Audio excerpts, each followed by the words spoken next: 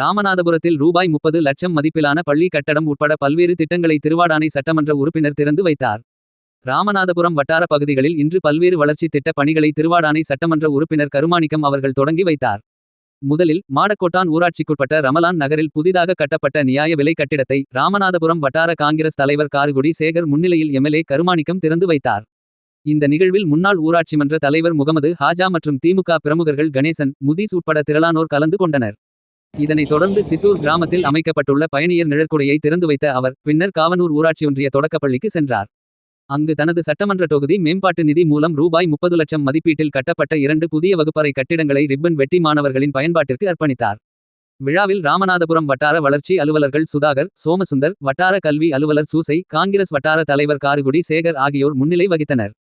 கட்டிட ஒப்பந்ததாரர் காவனூர் கருப்பையா, ராமநாதபுரம் ஒன்றிய திமுக இளைஞரணி துணை அமைப்பாளர் காவனூர் ஆல்வின் ஜோசப் ஆகியோர் வரவேற்றனர்.